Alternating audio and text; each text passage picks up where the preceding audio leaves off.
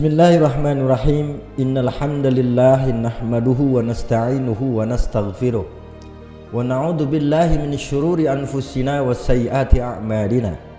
May yahdihillahu fala mudhillalah wa may yudlilhu falan tajida lahu waliyyan mursyida. Asyhadu an la ilaha illallah wahdahu la syarikalah wa asyhadu anna Muhammadan 'abduhu wa rasuluhu alladzi la nabiyya ba'dah, amma ba'd. Yaqulullahu ta'ala fi kitabihil karim, a'udzu billahi minasy syaithanir rajim. Ya ayyuhalladzina amanu kutiba 'alaikumus syiyam kama kutiba 'alal ladzina min qablikum la'allakum tattaqun. Al-ayah. Wa qala an-nabi sallallahu alaihi wasallam, qad ja'akum syahru Ramadan, syahru mubarak, iftaradallahu alaikum siyamahu, yuftahu fihi abwabul jannah wa tughalu fihi syayatin, fihi lailatun khairum min alfi syahr, man hurima khairaha faqad hurima. Al-hadis. Anak-anakku yang solih dan solihah yang Bapak banggakan, pertama-tama puji dan syukur kita panjatkan kehadirat Allah Subhanahu wa ta'ala, karena pada hari ini kita masih diberikan kesempatan, kita masih diberikan jatah usia untuk menikmati berbagai fasilitas yang Allah berikan, untuk menikmati berbagai anugerah yang Allah berikan kepada kita sekalian.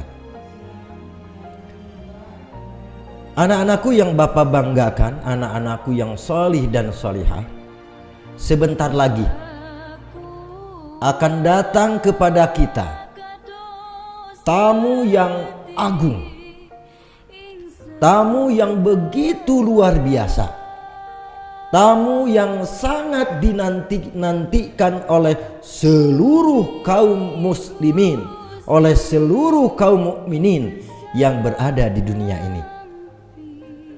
Siapa dia tamu yang agung itu? Yakni syahrul Ramadan, yakni bulan Ramadan. Nah, anak-anakku, Bapak mengajak kepada kalian semua, kepada anak-anakku yang solih dan solihah, mari kita sambut bulan suci Ramadan yang sebentar lagi akan mendatangi kita dengan penuh sukacita, dengan penuh kegembiraan. Walaupun di tengah-tengah COVID pandemi yang terus melanda tanah air kita tercinta ini, tetapi tetap ada tidak adanya COVID-19, tamu agung itu pasti akan datang dan kita tetap harus menyambutnya dengan penuh kegembiraan dan sukacita. Nah, anak-anakku yang dimuliakan oleh Allah, yang salih dan solihah, sedikit sebagai sebuah pembekalan bagi kita semua sebelum kita melaksanakan ibadah saum, ibadah puasa di bulan Ramadan. Sebagaimana tadi perintah Allah di dalam surah Al-Baqarah ayat 183, Allah menyatakan, ya ayyuhalladzina amanu kutiba alaikumussyam, wahai orang-orang yang beriman, kutiba alaikumussyam, telah diwajibkan atas kalian semua asyam, yakni berpuasa, kama kutiba alal ladzina min qablikum, sebagaimana ibadah puasa ini diwajibkan atas orang-orang sebelum kita. Tujuannya apa? Tujuannya tiada lain adalah la'allakum tattaqun, agar kalian, agar kita semua yang menjalankan ibadah saum mendapat predikat, mendapat titel yang disematkan oleh Allah, yakni menjadi orang-orang yang bertakwa. Nah, mudah-mudahan dengan melaksanakan ibadah saum, ibadah puasa di bulan Ramadan nanti, ketika selesai Ramadan, ketika selesai ibadah saum, kita akan mendapatkan predikat ketakwaan itu yang melekat dalam diri kita masing-masing. Nah, anak-anakku, banyak sekali kasih sayang yang Allah berikan kepada kita melalui perintah-perintahnya. Rasul pernah mengatakan, sholawatul khams wal jum'atu ilal jum'ati wa ramadan ila ramadan mukaffarah bainahunna idza jatanaba al kabaira. Salat yang 5 waktu yang setiap hari kita laksanakan minimal 17 rakaat dalam 5 kali sehari semalam, maka jeda di antaranya ada mukaffarah bainahunna, ada ampunan dari Allah Subhanahu wa taala. Misalkan sholat subuh, kemudian jeda untuk melaksanakan sholat duhur nanti, maka jeda di antara sholat subuh dan sholat duhur, di sana ada ampunan Allah. Seterusnya sholat duhur ke asar, maka jeda di antara sholat duhur dan asar, di sana ada mukaffarah bainahunna, ada ampunan dari Allah Subhanahu wa taala. Sering kita sebut ini dengan ampunan harian yang Allah berikan kepada kita. Kemudian Rasul mengatakan wal jum'atu ilal jum'ah, salat Jumat dengan salat Jumat berikutnya. Salat Jumat minggu kemarin yang kita laksanakan, kemudian kita insya Allah pada minggu sekarang akan bertemu kembali dengan salat Jumat, maka jeda di antaranya 1 minggu ada ampunan dari Allah. Maka ini disebut dengan ampunan mingguan yang Allah berikan. Salat 5 waktu mengampuni dosa kita harian, salat Jumat menghapus dosa kita mingguan, dan yang satu lagi terkait dengan ibadah Ramadan, ibadah saum, ibadah puasa adalah wa Ramadan ila Ramadan. Maka Ramadan yang tahun kemarin, insya Allah kita diberikan waktu oleh Allah untuk bertemu dengan bulan Ramadan tahun ini, maka di sana ada ampunan Allah. Kurang lebih 12 sampai 11 bulan sampai 12 bulan ini dosa-dosa kita akan diampuni oleh Allah Subhanahu wa taala. Jadi ada ampunan harian, ada ampunan mingguan, ada ampunan tahunan. Ini fasilitas kasih sayang Allah yang diberikan kepada kita sebagai hambanya dalam rangka kita menghapus dosa-dosa kecil kita. Nah, mudah-mudahan dengan ibadah Ramadan yang akan kita laksanakan, insya Allah kita akan menjadi orang-orang yang bertakwa. Akan terhapuslah dosa-dosa kita tahunan, dan insya Allah keluar dari Ramadan kita akan menjadi orang-orang yang beruntung, yakni yughfar dzunubuhu, yang akan diampuni dosa-dosanya. Nah, anak-anakku, saum pengertiannya adalah imsak, yakni menahan. Menahan apa? Imsakun anil aqli wa syurbi min tulu'i syamsi ila ghurubiha. Bahwa saum itu adalah menjaga diri kita masing-masing dari apa? Anil aqli wa syurbi, dari makan dan minum, dimulai dari terbit matahari sampai ia tenggelam. Itulah saum. Ya, jadi ibadah saum itu adalah ibadah kita untuk menahan tidak makan dan tidak minum dimulai sejak terbit matahari sampai terbenam dan ditandai dengan azan maghrib. Maka jika azan maghrib sudah berkumandang, maka kita diperbolehkan kembali untuk makan dan minum. Itu adalah pengertian dari ibadah puasa.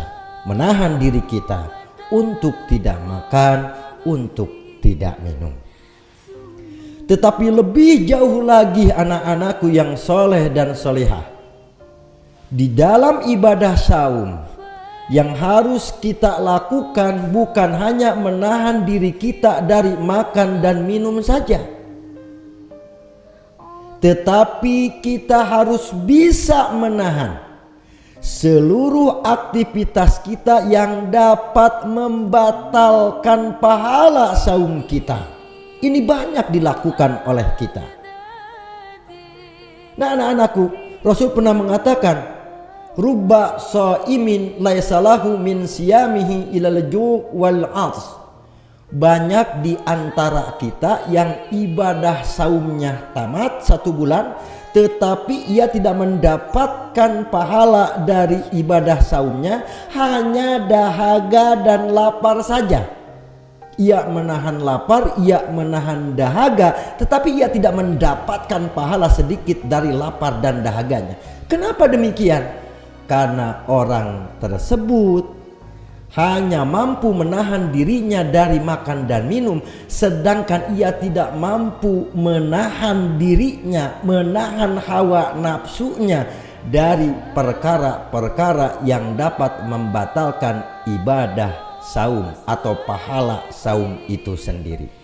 Nah oleh sebab itu, selain kita menahan diri kita dari makan dan minum, mari kita jaga mata kita, mari kita jaga telinga kita, mari kita jaga mulut kita, mari kita jaga tangan kita, mari kita jaga kaki kita dari perkara-perkara, dari hal-hal yang dapat membatalkan pahala saum itu sendiri.